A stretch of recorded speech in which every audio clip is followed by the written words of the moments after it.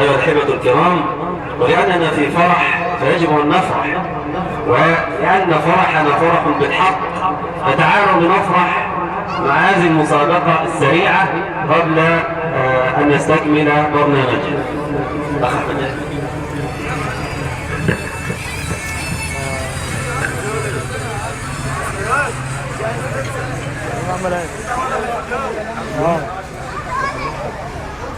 اقعد يا شيخ احمد. السلام عليكم. اقعد يا عم. ان شاء الله يكون ما يقرب من 10 اسئله كده وهنطلع من الناموس ان شاء الله على طول. اول اسئله في القران، هنبدا بالقران. من القائل سآوي الى جبل يعصمني من الماء؟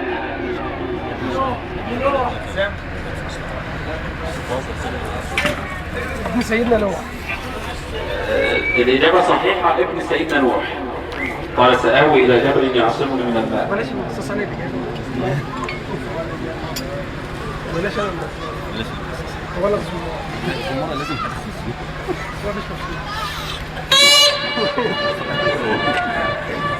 يبقى أول جائزة بفضل الله زمارة. الحمد لله.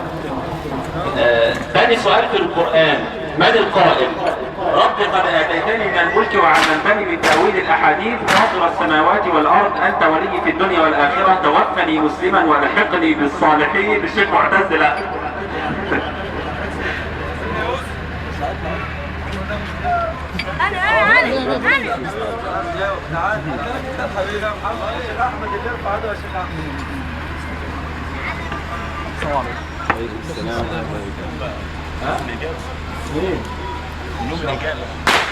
سيدنا يوسف.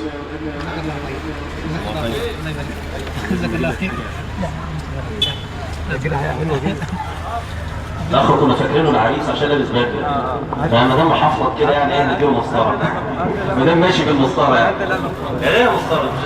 لا لا جنب القضاء والقدر انا شفت جنب القضاء والقدر يعني. ربنا يبارك.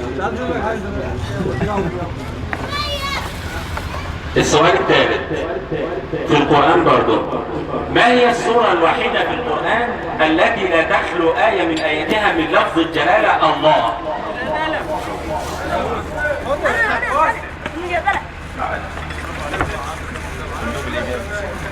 المجادلة. الله يفتح عليك يا ابني. بس انا كام؟ سنة يعني لسه تكتب القلم الرصاص صح؟ لا هتاخد برضه قلم. ايش يا حبيبي؟ هننتقل سريعا للسيرة، السيرة النبوية. السؤال الأول في السيرة، من هو الذي قال فيه النبي صلى الله عليه وسلم سأقتله إن شاء الله وقتله النبي بيده؟ كله سكت. وقتله النبي بحربته.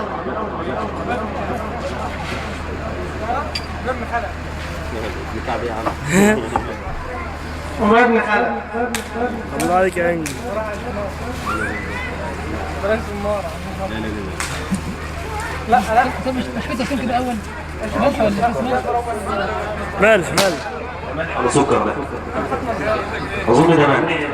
دوقه كده دوقه ده ملح دوقه كده نصيبك كده يا حلو. الإجابة السؤال الثاني في السيرة، من هو الصحابي الذي قتل شهيدا صبيحة عرسه وغسلته الملائكة في أرض المعركة؟ شيخ معتز. اطلع للإخبارك يا شيخ معتز، انت المفروض تبقى مكاني. انا صابون.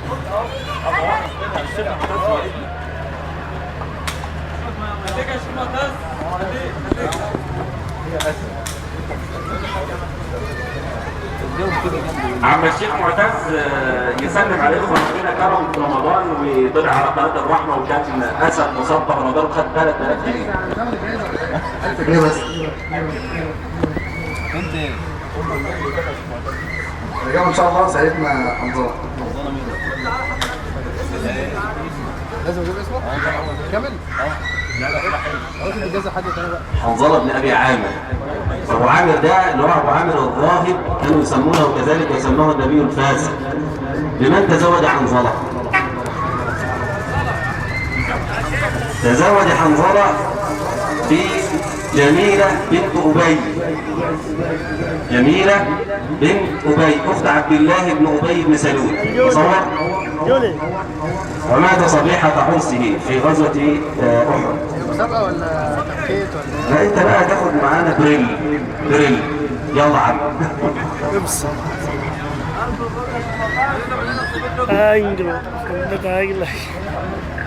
السؤال الرابع في السيرة، كلها أسئلة سهلة بفضل الله. من هي الصحابية التي من الله جل وعلا عليها بأن أصبحت أول شهيدة في الإسلام؟ بس اللي هيجي هيقول الاسم كامل.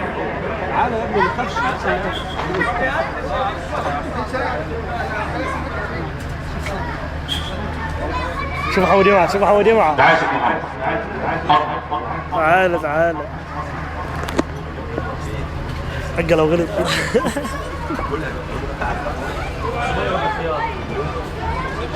إن شاء الله سمية بنت خياط. سمية بنت خياط أم عمار. الشيخ محمد عنده كتاب، فاحنا هنديله حاجة تناسب الكتاب. معانا براية مصاصة، تاخد ايه؟ عايز مصاصة؟ مصاصة من ربع جنيه. جزاكم الله خير. جزاكم. اتفضل معاك. طب سؤال سهل للأطفال بس مفيش حد يغشش. واحد كان. السورة اللي في القرآن اللي كل آية فيها بتختم بحرف الراء. سورة، بس سورة قصيرة جدا.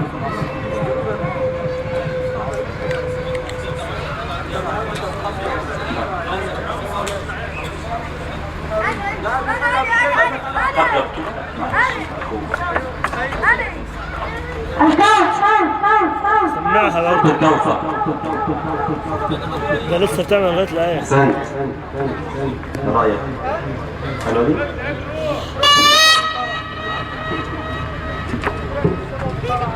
يا محمد قول لي شيخ محمد اخوك هيجي امتى؟ عايز يجي امتى؟ السؤال الخامس في السيرة، اساله قول لي عايز يجي امتى؟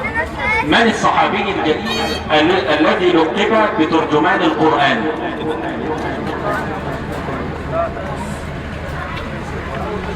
انها قبل ما تنسى. عبد الله عباس. ابن عباس. سهل. ماشي يا حبيبي، جزاك الله خيرا. خلي ايه؟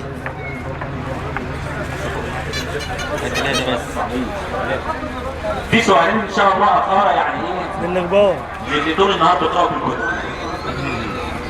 من هو الصحابي الذي قال فيه النبي صلى الله عليه وسلم هو اعلم امتي بالحلال والحرام؟ الجهه دي مفيش حد خالص. ايه ده بقى؟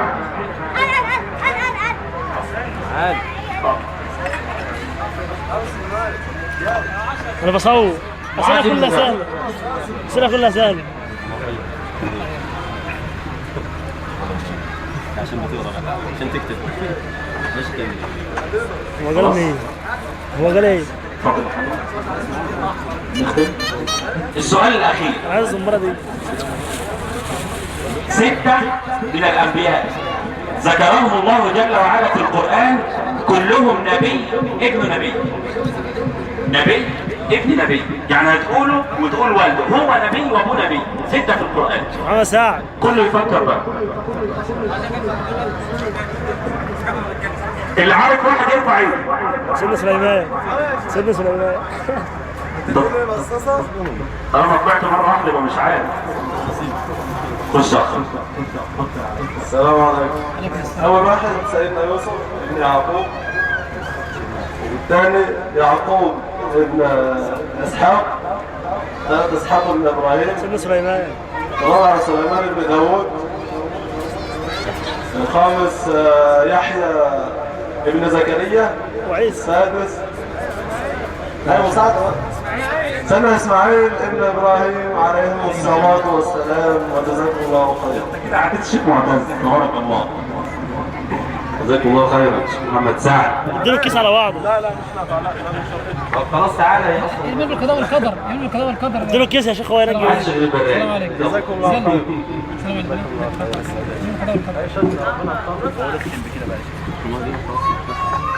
هاتها ليا دي.